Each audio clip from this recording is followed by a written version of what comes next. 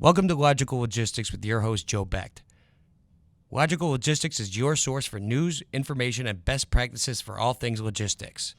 Please enjoy.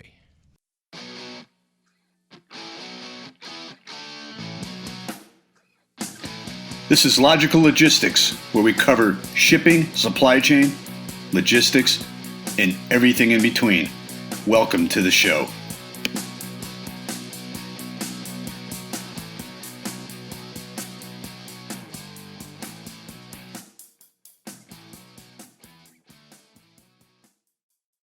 Okay. All right, welcome to the latest episode of Logical Logistics. I'm your host, Joe Becht, and today joining me is entrepreneur and owner of Indy Express in Indianapolis, Mark Koeoy. Mark, how you doing today?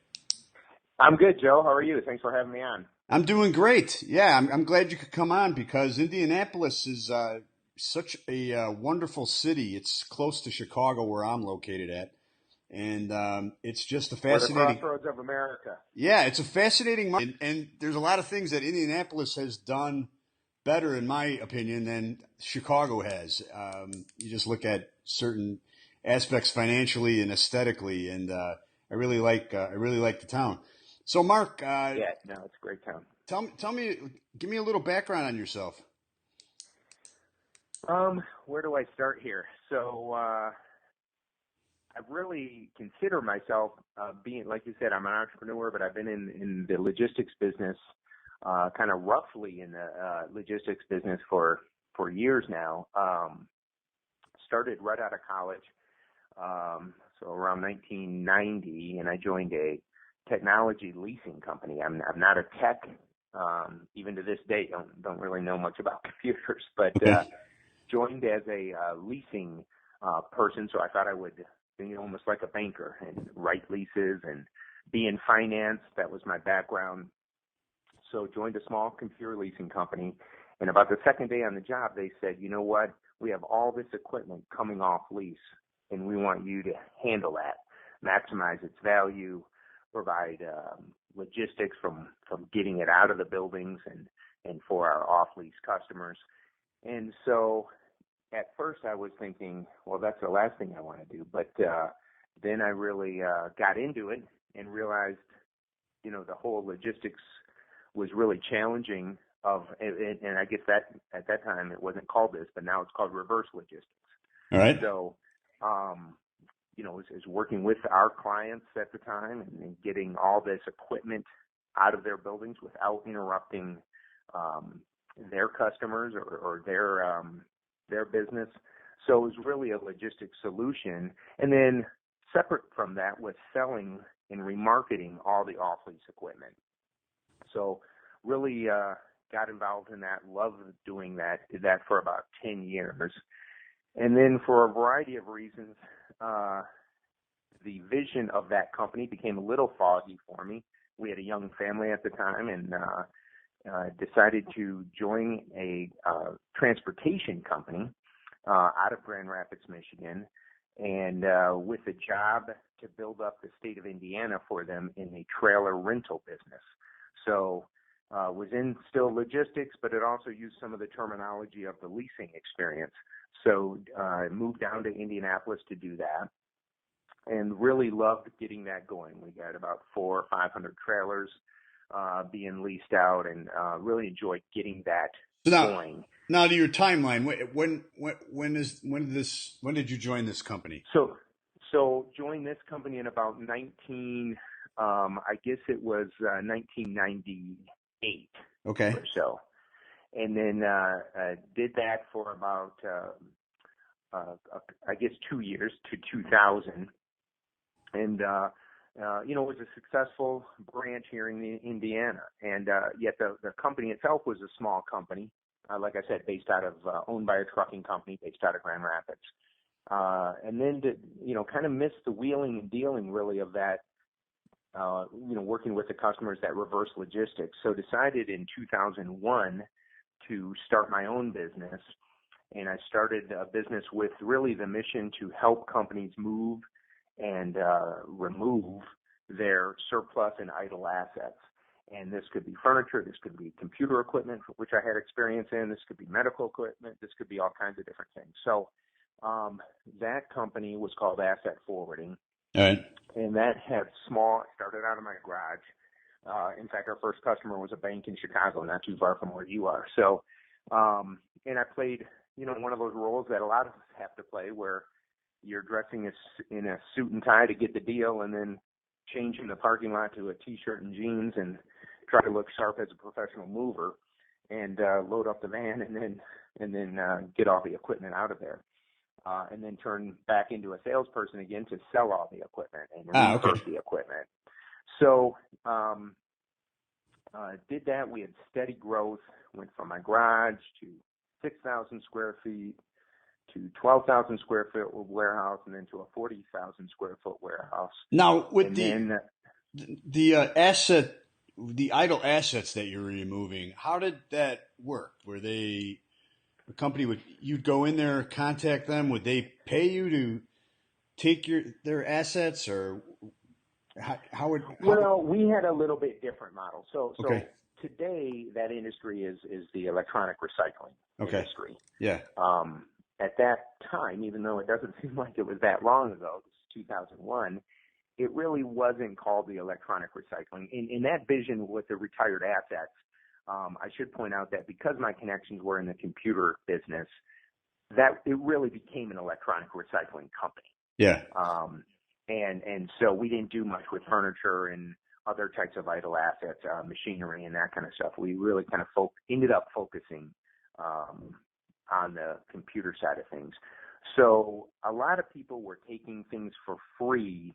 We decided to really turn it into a service business. Yeah. And so some of these things, because our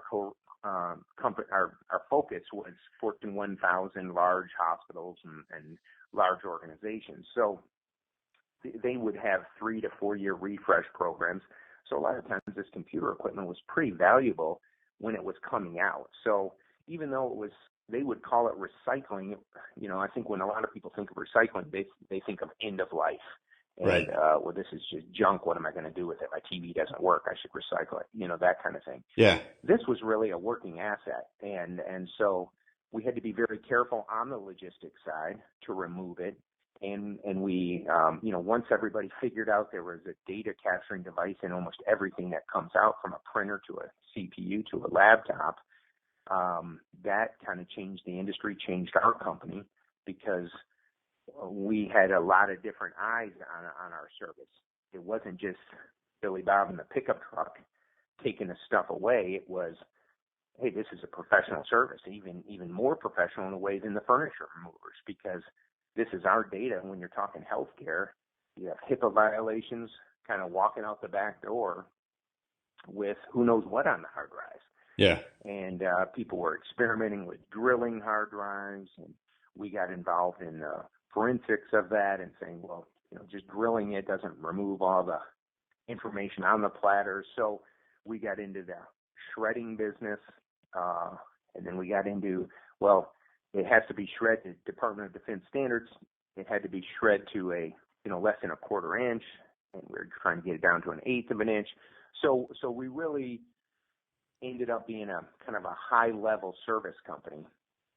And so we were tracking all these assets, where they were going. While this was all going on, a lot of our competition was just shipping it to China. Our corporate customers didn't want to end up on the news, poisoning people in China. So, yeah. So that, because every one of these things has an asset tag on. So we really were in that business of getting it ready for the next stage. So we were removing asset tags, tracking every piece of equipment. And then we were just simply, doing a lot of testing. We were doing a lot of parting it out and just trying to maximize the value safely and securely for our customers. So really, this is a long way to answer your question. So we would charge for that service. And then if we would sell it, then we would share some of those proceeds with our customers.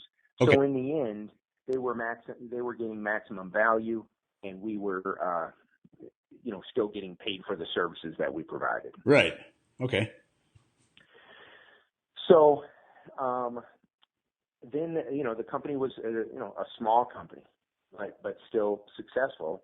And got a call from somebody in New York, and they said, would you ever sell your company? And I said, well, it's not for sale, but it's not for sale. So, Right. we ended up meeting, connecting, kind of sharing a vision of the industry. And long story long, ended up selling that company. The call came in the fall of '07, sold, closed on the company in early 2008. Thankfully, it was early and not in the fall of 2008 when everything collapsed. But right. and that was part of a big ramp up. And so I moved to executive vice president of sales and marketing for the company with a lot of investor money. We ramped up really quickly, added about 8 locations within that first year, including one in London. Wow. And really we're a national provider, almost, certainly not overnight, but within that first year. Yeah. And really started to get recognized as a national leader, and grew from, my small company of 25, 30 people to, I think 400 people in the first 3 years. And then it was going pretty solid, and I wanted to be more entrepreneurial, and wanted to, consequently, that company now is part of Ingrow Micro. So that sold again in 2013. Okay. Which is great. So it's still now part of a worldwide organization, 69th largest company in the world. Yeah. But so then I wanted to be more entrepreneurial. I took some time off and really studied some different industries, studied the food business and really the logistics around fresh, organic, local, farm to table type industry. And started doing some consulting for that industry as well as a few others. And then really wanted to get back into the, the logistics business. What can I do to start a company, a logistics company, and just did a lot of research, hired a broker, and ended up last November buying Indy Express. Okay. Which is what started as a courier company, yeah, but now is an express delivery company. All right. Both we do have courier drivers as well as truck drivers, van drivers, and that kind of thing. And really just, it's been around since 1980. Solid employees, solid customer base, small company, but yet growing. So I'm super excited about it. I've been at it now for 6 months, so feel like my feet are wet a little bit, and we're really trying to grow the business. Well, so this is a great topic we'll touch on.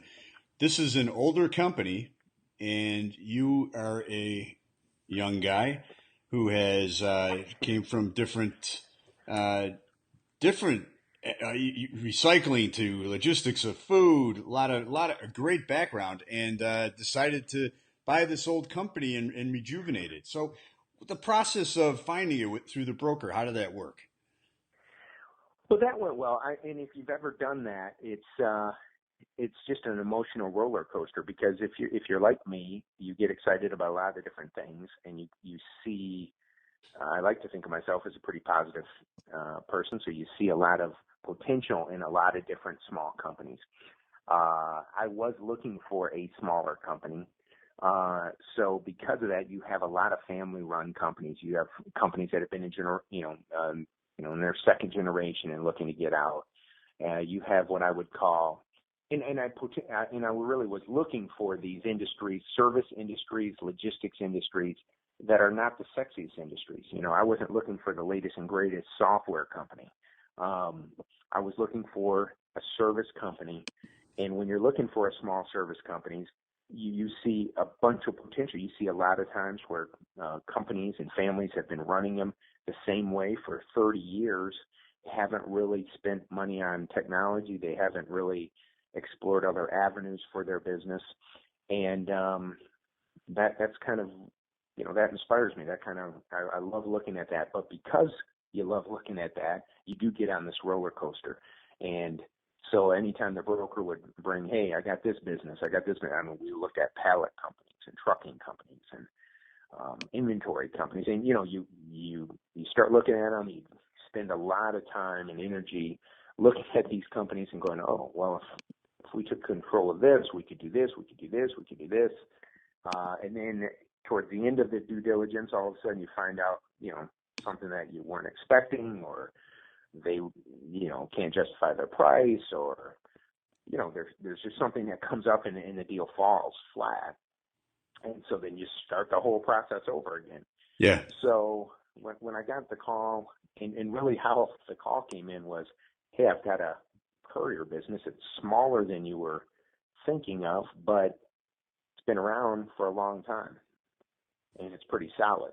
Mm-hmm. And right away I thought, for whatever reason, I don't know why I thought this, but I thought, that's interesting.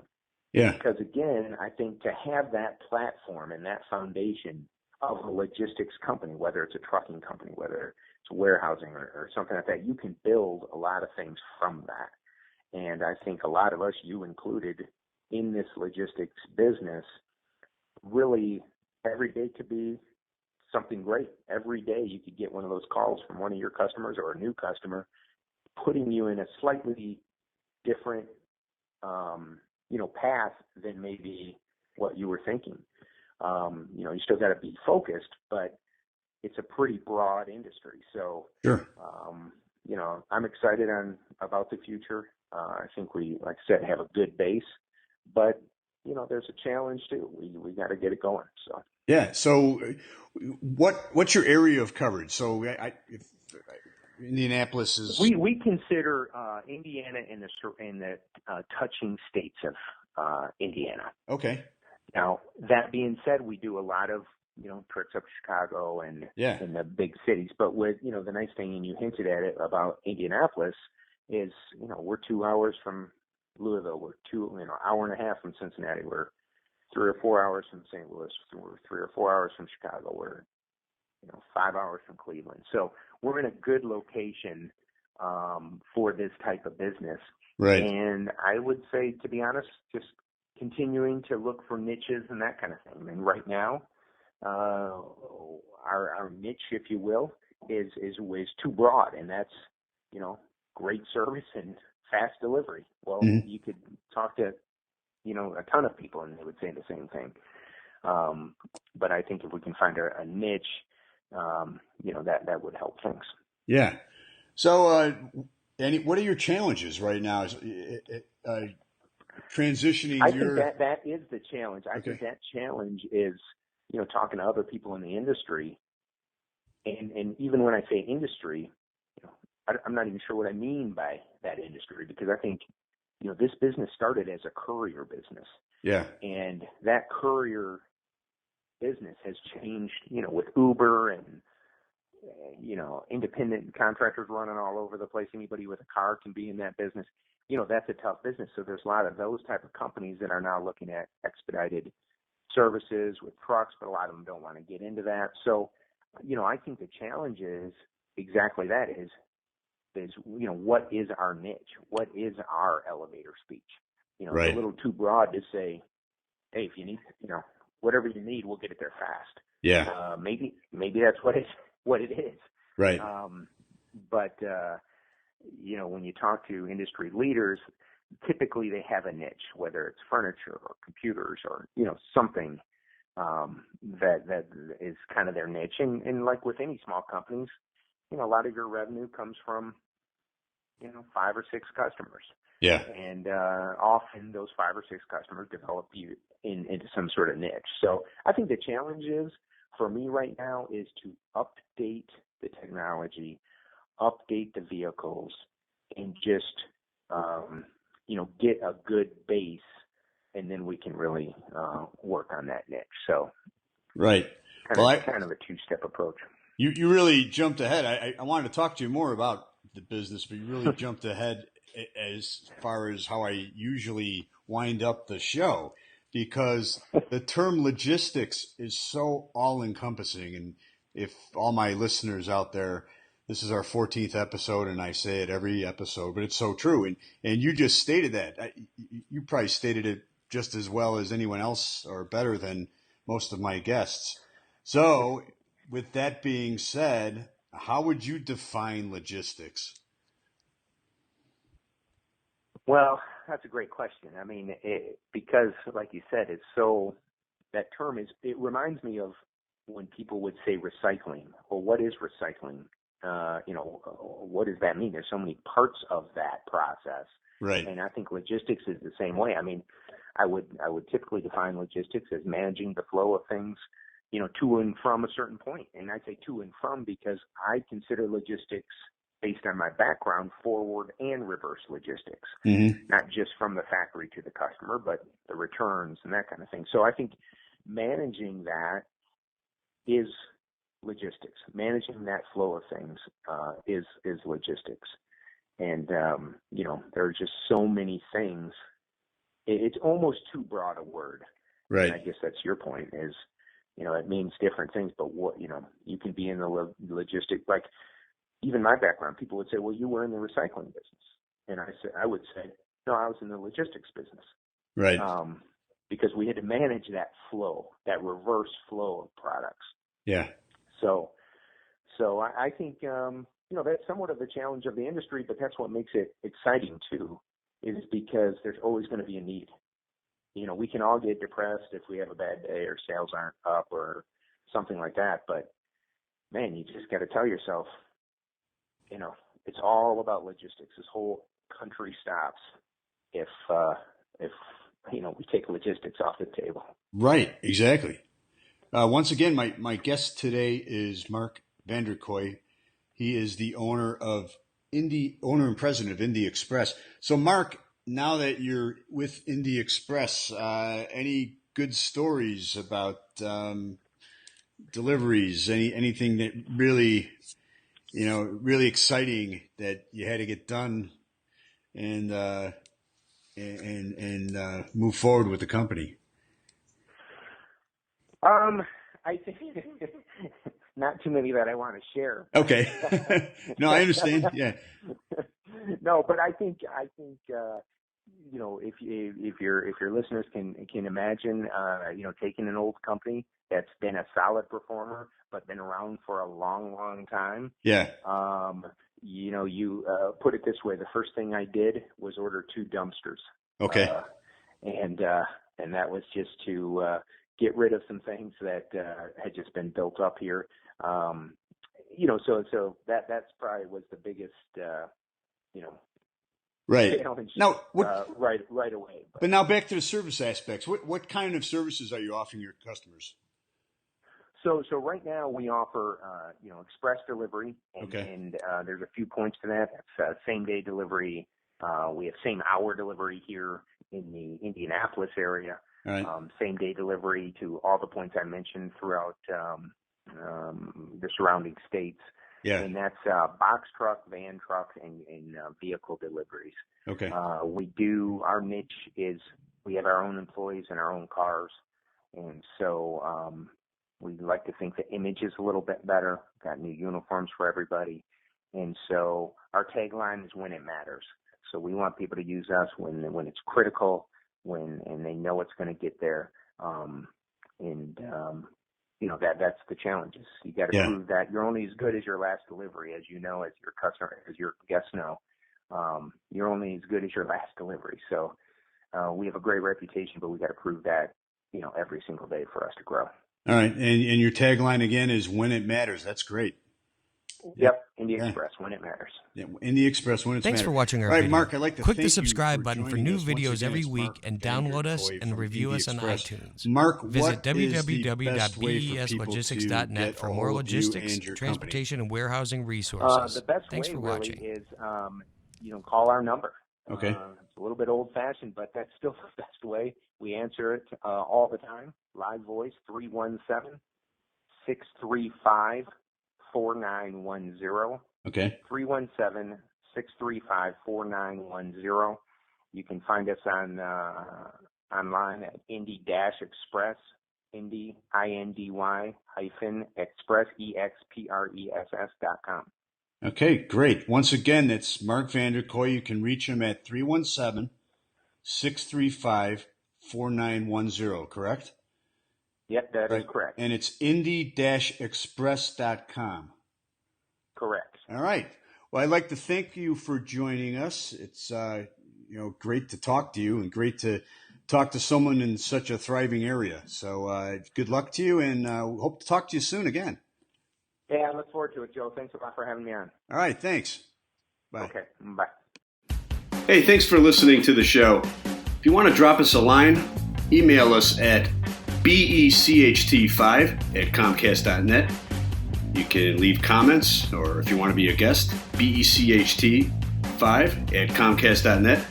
Also, make sure to review us on iTunes or other media outlets that we're located on. Special thanks goes out to Anthony B., my producer.